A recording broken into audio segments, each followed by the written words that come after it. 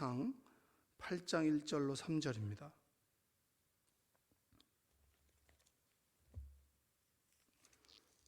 8장 1절로 3절을 합독해서 읽도록 하겠습니다. 사무엘이 늙음에 그의 아들들을 이스라엘 사사로 삼으니 장자의 이름은 요엘이요 차자의 이름은 아비아라. 그들이 브엘세바에서 사사가 되니라. 그의 아들들이 자기 아버지의 행위를 따르지 아니하고 이익을 따라 뇌물을 받고 판결을 굽게 하니라. 아멘.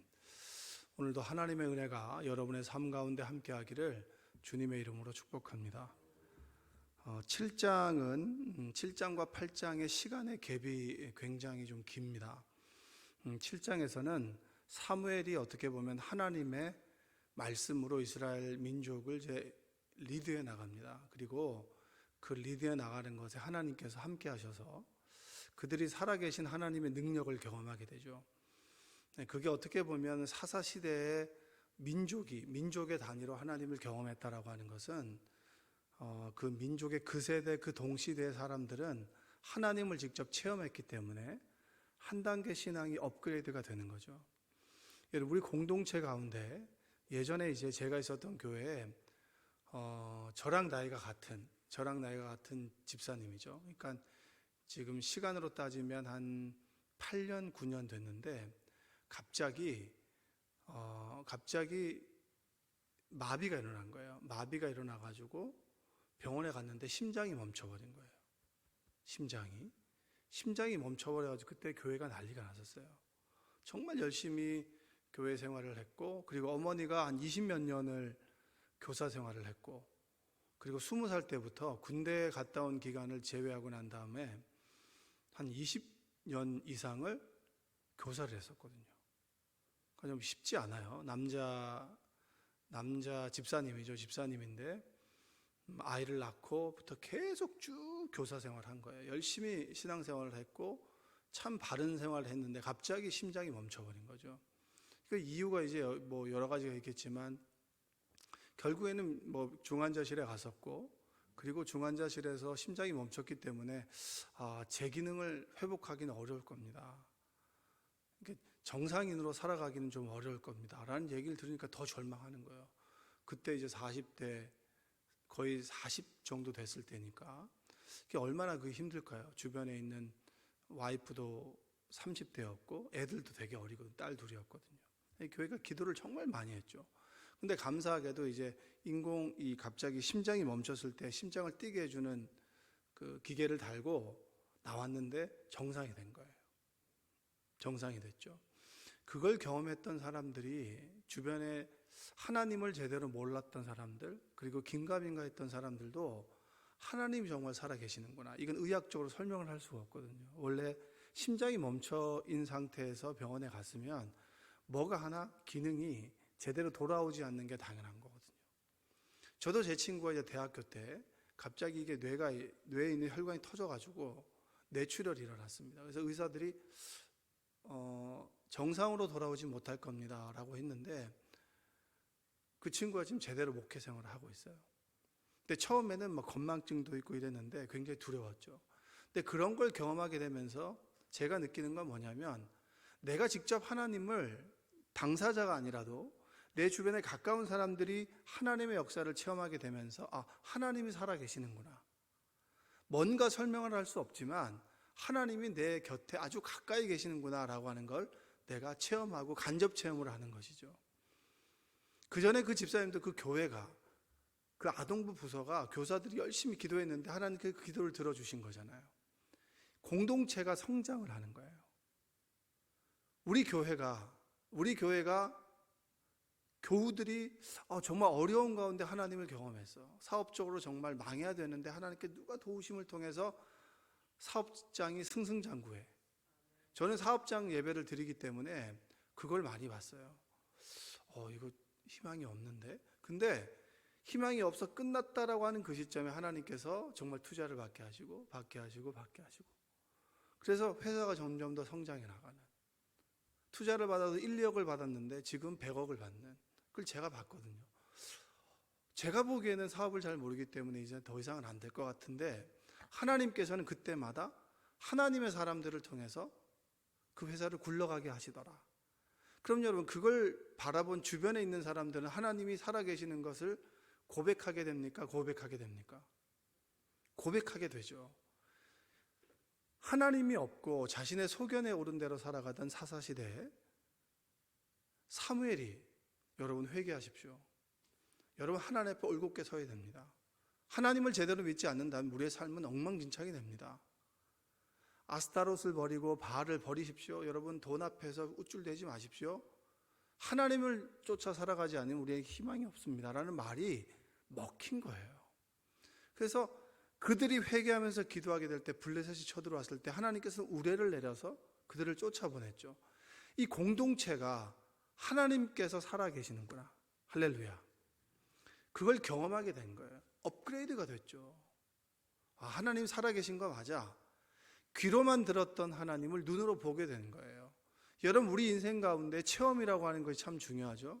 여러분, 그리스도인들은 하나님을 체험하는 사람들입니다. 할렐루야.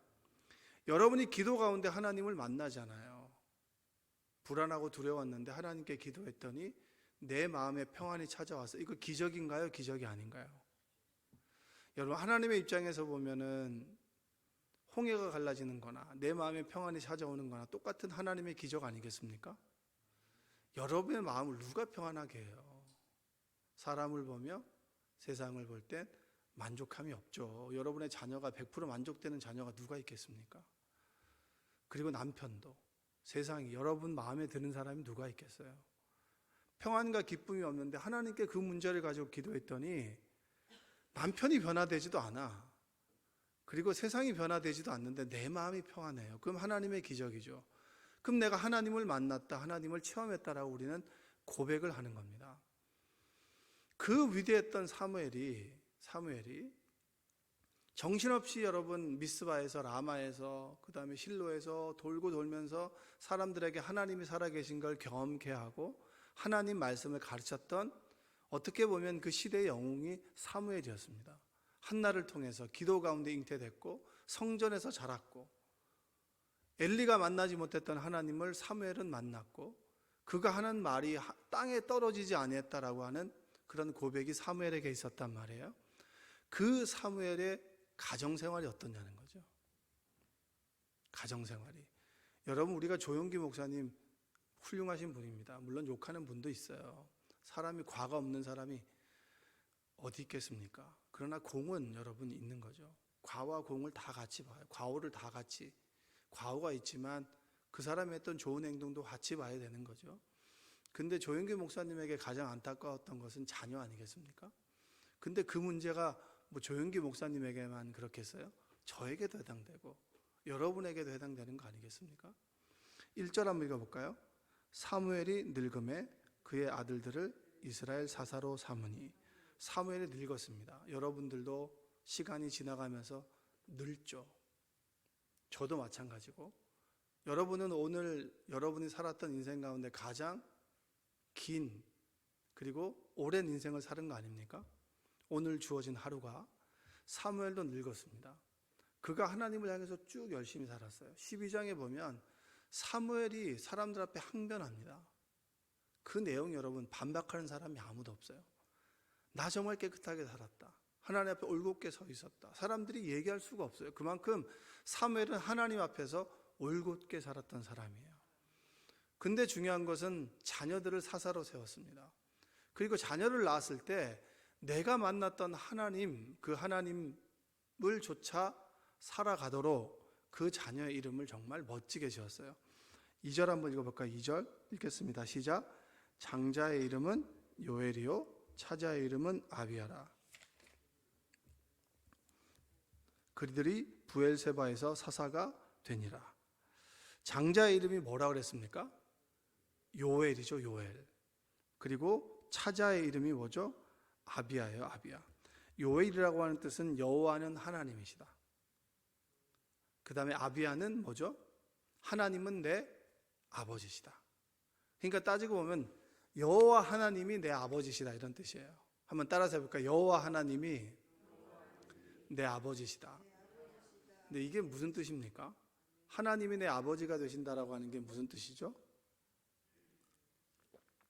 여러분이 재산이 많은 분들 계세요? 아파트가 몇 채 되시는 분? 그리고 이제 나이가 좀 들으셔가지고 자녀들에게 뭔가를 넘겨준다라는 얘기를 하시고 사는 분 계신가요? 아니면 여러분 대부분은 난 너에게 줄 것이 아무것도 없다 이렇게 얘기하는 분들 계신가요? 자녀가 이제 아버지가 좀 잘 살면 든든하죠. 돈 걱정을 안 합니다. 걔는 돈을 벌지 않잖아요. 그렇죠? 근데 아버지가 돈이 없으면 애들이 돈 걱정을 해요, 안 해요? 하죠. 근데 아버지가 넉넉하면 애들은 별로 그렇게 먹고 사는 것에 대한 걱정은 없어요. 근데 아버지가 좀 이렇게 가난하고 이러면 늘 애들이 돈 걱정을 좀 하죠. 네, 여러분 돈 걱정을 하는 집안이에요? 아니면은 돈 걱정 없이 그냥 살아가는 자녀를 둔 가정이에요? 그건 뭐 여러분 맡기겠습니다만, 아버지가 넉넉하면 자녀들은 걱정이 별로 없어요. 살아가는 데는. 왜냐하면 아버지께 내 것이거든요. 하나님이 여호와 하나님이 내 아버지가 되신다라고 하는 것은 수많은 신들 중에서 이스라엘의 하나님이 내 하나님이시고 그 하나님이 내 아버지가 된다라고 하는 것은 아버지 것이 내 것이다. 아버지가 천국에 사시면 하나님이 내 아버지가 되시니까 나는 어디로 가는 거예요? 아버지의 집에 가니까 천국에 가는 거죠. 근데 하나님이 내 아버지가 되시지 않으면 천국에 가는 거예요? 지옥에 가는 거예요? 지옥에 가는 거죠. 여러분 집에 들어갈 때 아버지 집에 가요? 엄마 집에 가고 그리고 남의 집에 안 가잖아요. 똑같이 하나님이 내 아버지가 된다 그러면 내가 아버지 집에 가는 거예요. 그래서 여러분 회사를 마치고 자기 집에 있는 사람들은 어디로 갈까를 걱정하지 않잖아요. 그런데 그 집이 없는 사람들은 어디로 갈까를 늘 걱정하죠. 오늘은 이고 내일은 저고. 하나님께서 내 아버지가 되신다라고 하는 것은 내가 만났던 그 하나님은 내 아버지가 되셨다.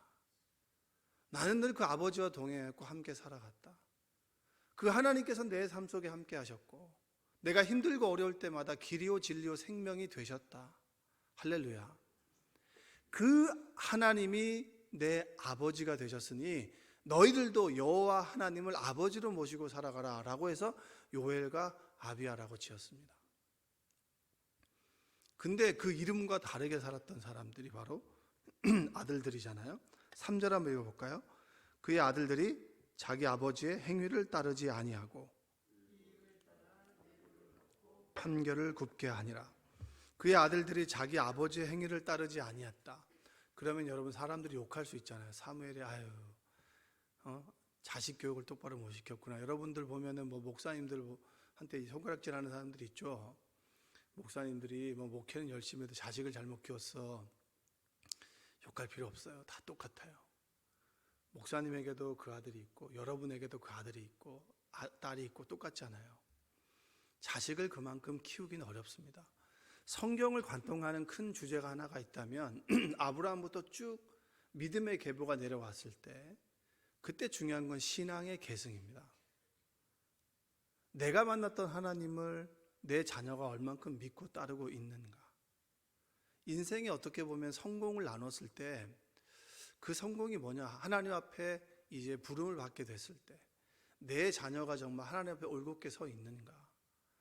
올곧게 서 있다면 조금 가난해도 우리는 잘 산 거라고 얘기할 수 있습니다. 그러나 하나님 앞에 올곧게 서 있지 않다면 정말 우리는 좀 마음을 치면서 후회하겠죠. 여러분들도 새벽에 나와서 하는 기도의 대부분이 자녀인 분들이 많이 있지 않겠습니까?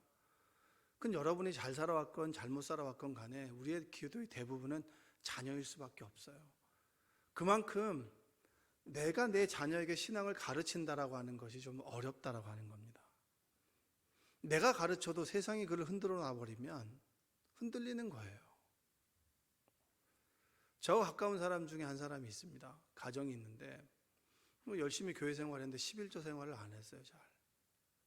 근데 선포를 했죠. 11조를 하겠다. 그때 아들이 반대했어요. 아빠가 그렇게 열심히 번 돈을 어떻게 거기다 내냐고. 근데 그 집안은 열심히 교회를 다니거든요. 못 가르친 거예요. 생활 때문에 11조를 못 가르친 거죠. 그러니까 당연히 그 돈이 얼마나 아깝습니까? 왜 교회가 내 돈을 뺏어가냐고. 교사도 하고 그렇게 열심히 신앙생활도 해요. 하는데 그걸 이해를 못 하는 거예요. 여러분, 그 가정뿐이겠습니까? 대부분의 가정이 그럴걸요. 내가 왜 열심히 한 돈을 갖다 교회에다 갖다 바치냐고. 그냥 적당히 주일 헌금이나 좀 하면 되지.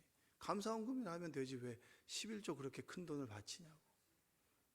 못 배운 거예요. 내가 그걸 보여주지 못하는 거죠. 뒤늦게 가르치려니까 됩니까? 머리가 다 굵어졌는데.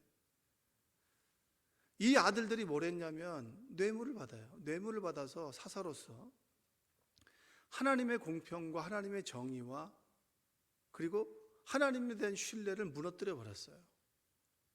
내가 뭘 찔러주면 판결은 바뀔 수 있겠구나. 유전무죄, 무전유죄가 된 거예요. 그리고 그들이 하나님 앞에 제사를 올곧게 드리지 못했어요. 교만하게 된 거죠. 사무엘이 너무나 바빠가지고 제대로 신앙을 가르칠 틈이 없었던 거예요. 열심히 일했거든요. 열심히 했는데 중요한 것은 가정을 돌볼 수 있는 시간과 그 타임을 놓쳐버린 거예요. 그러니까 지금 돌아보니까 아들들은 하나님부터 멀리 갔고 내 말은 먹히지 않는 거예요. 여러분, 엘리를 우리가 무능한 제사장이라고 얘기를 하는데 엘리의 아들들 홈니와 비느하스도 그렇잖아요. 제사를 지낼 때 하나님께 먼저 드려야 될 걸 자기가 먼저 취하고 성전에 온 여인들도 취하고 욕이란 욕을 다 얻어먹었던 사람들이 누구예요? 엘리의 아들들입니다. 그 아들들은 그 아버지가 제사장이에요. 목회자의 아들, 목사님의 아들들도 그렇게 키우기 힘든데 여러분 자녀들을 키우기 얼마나 힘들겠어요? 어렸을 때부터 우리 딸은 여러분 6개월 때부터 새벽 기도를 나왔어요. 애를 들쳐업고. 그게 훈련이라고 생각하고 새벽 기도를 나왔단 말이에요.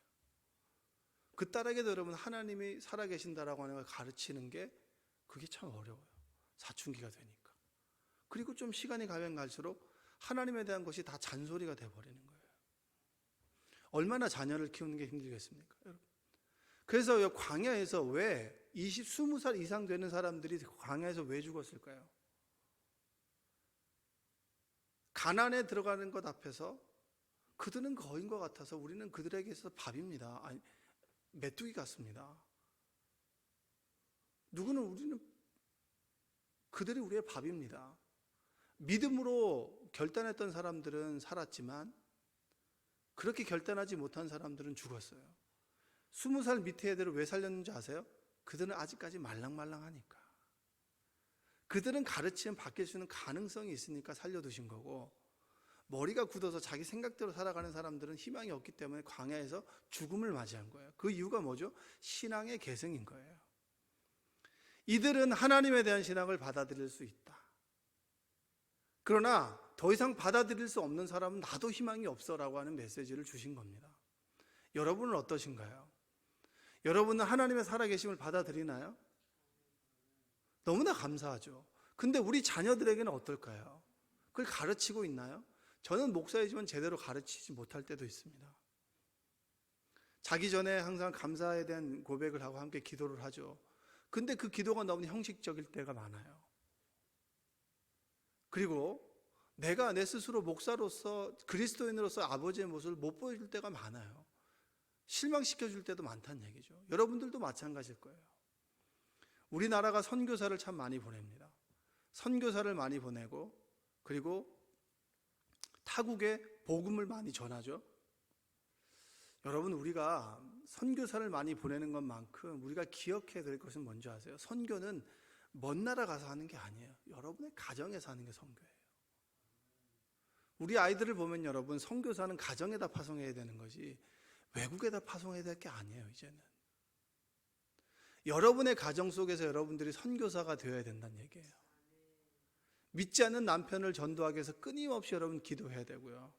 조금 손해봐야 되는 거예요. 자녀들의 신앙을 가르치기 위해서 그리스도인으로 참아야 될 건 참아야 된다라고 하는 얘기예요. 손해봐야 될 건 손해봐야 된다는 거예요. 왜냐? 그들이 아버지의 집으로 돌려보내기 위해서. 여러분의 자녀들 가운데 하나님을 제대로 믿지 않는 분들도 계시죠. 그렇게 되면 정말 얼마나 힘들겠습니까? 우리 장모님도 돌아가실 때까지 이제 우리 형님을 위해서 늘 기도했었어요. 왔다 갔다 했거든요. 근데 하나님이 살아계신 건 알더라고요. 돌아가실 때까지 교회 생활 열심히 하는 걸 못 봤는데 돌아가시고 난 다음에 교회 생활 정말 열심히 했었어요. 그러다가 좀 쉬었다가 또 이제 열심히 하고, 그리고 하나님을 믿고 이제 살아가긴 하지만, 여러분 죽을 때까지 기도하신 거예요. 남들의 2배를. 우리 교회 권사님 중에 한 분이 이제 올 때마다 늘 아들의 손을 잡고 옵니다. 아들이 나이가 이제 거의 40 후반대가 됐는데, 근데 그 모습이 참 보기 좋아요. 그 권사님 모습이 너무 환해, 아들하고 손잡고 있는 모습이. 근데 그 아드님이 이제 사실은 교회 나온 지는 몇 년 되지 않았어요. 그래서 이렇게 손잡고 오는 게 너무 보기 좋다고, 너무 좋으세요 그랬더니 너무 좋다는 거예요. 평생의 기도 제목이었다고. 기도 제목이었다고. 아, 기도하면 된다. 기도하면 아들이 돌아온다. 물론 내가 지금까지 아들에게, 자녀들에게 신앙을 제대로 못 가르쳤을 수도 있어요. 바빠서. 그리고 내가 제대로 못 써서. 지금 보여주려고 하니까 참 일 힘들고 어려워. 그래도 지금부터라도 우리의 자녀를 위해서 기도하자. 내가 만났던 하나님, 사무엘이 미스바에서 블레셋을 쫓아냈던 그 하나님의 초자연적인 그 역사를 경험했듯이, 우리 자녀들도 그 하나님을 경험해서 무지불식간에라도 하나님이 살아계십니다. 아, 어머니가 믿었던 하나님이 그 하나님이구나 라고 하는 고백이 나올 수 있도록, 여호와가 나의 목자가 되셔서 나는 부족함이 아무것도 없다라고 하는 그 고백이 나올 수 있도록 우리가 자녀를 위해서 날마다 기도하자.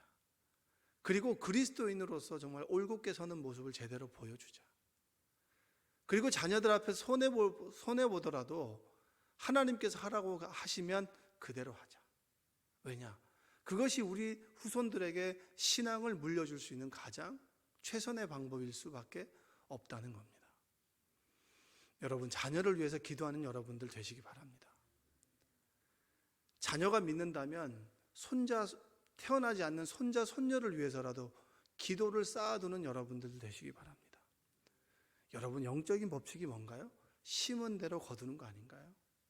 우리가 하나님께 기도를 심는다면 하나님께서 그 기도를 듣고 열매를 맺도록 해주시는 거 아닌가요? 그게 성경의 메시지 아니겠습니까? 구하라 주신다, 두드리면 열린다, 찾으면 찾아낼 것이다.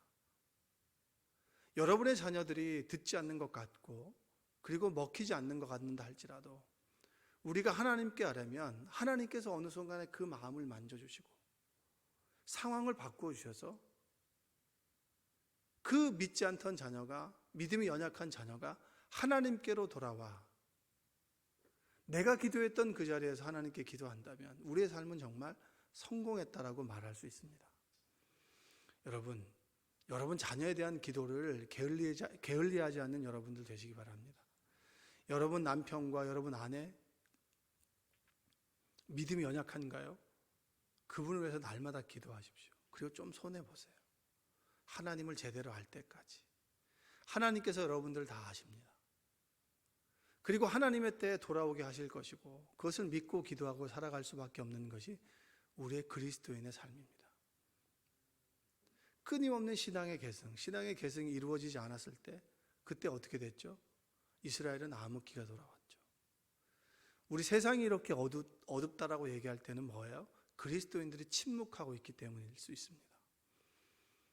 여러분의 자녀의 삶을 위해서 좋은 직장에 취직하고 그리고 좋은 믿음의 배우자를 만나게 달라고 기도하기 전에 여러분 좋은 믿음의 배우자를 만났는데 여러분의 자녀 때문에 고생한다면 여러분은 죄 짓는 거잖아요. 정말 우리 자녀들이 하나님을 제대로 믿을 수 있도록 날마다 여러분 기도하시고 여러분이 만났던 하나님을 자녀들에게 이야기해 주시고, 저는 잊혀지지 않는 것이 제 어머니가 만났던 그 하나님에 대한 고백이에요. 예전에 어렸을 때인가 새벽 기도를 가는데 차 타고 가는 사람들이 어머니를 희롱했다고 하더라고요. 그런 경우가 옛날에 종종 있잖아요. 제가 너무 화가 났었어요.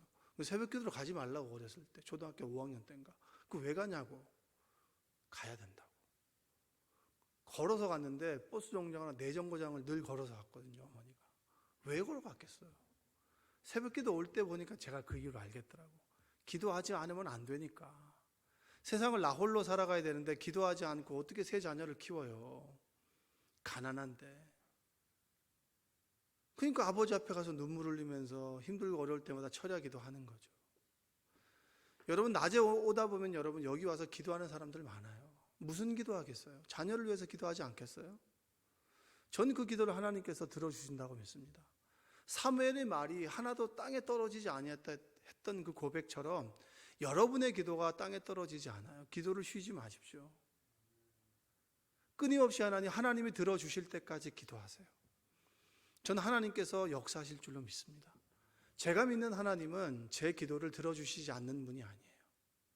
하나님의 때 하나님의 방법으로 가장 좋은 것을 주시는 분이 하나님이신 줄로 믿습니다. 여러분, 특별히 자녀를 위해서 기도를 쉬고 있다면 기도하십시오. 여러분의 눈에 희망이 보이지 않나요?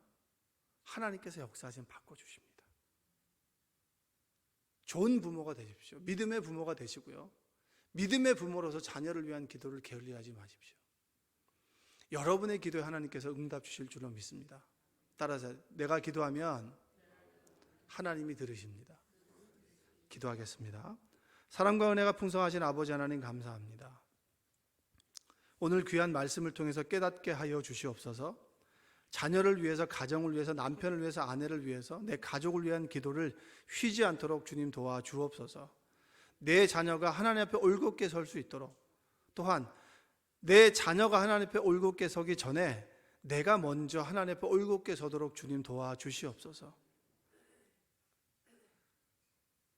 그리스도인으로서 좀 손해보고 살아가도록 주님 인도하여 주셔서 하나님께 채워주심을 온 가족이 경험하고 그런 체험을 통해서 가족의 믿음이 업그레이드 될 수 있도록 우리를 인도하여 주옵소서. 날마다 기도하는데, 남편과 아내와 가족을 위해서 기도하는데, 내 어머니를 위해서 기도하는데 희망이 보이지 않습니까? 하나님 조금 더 인내하게 하시고 희망과 용기를 주셔서 우리의 기도를 하나님께 들으신다라는 확신을 갖고 오늘도 수고와 땀으로 기도할 때 기쁨으로 단을 거두는 기쁨을 우리에게 누리게 하여 주옵소서. 예수님의 이름으로 기도합니다. 아멘.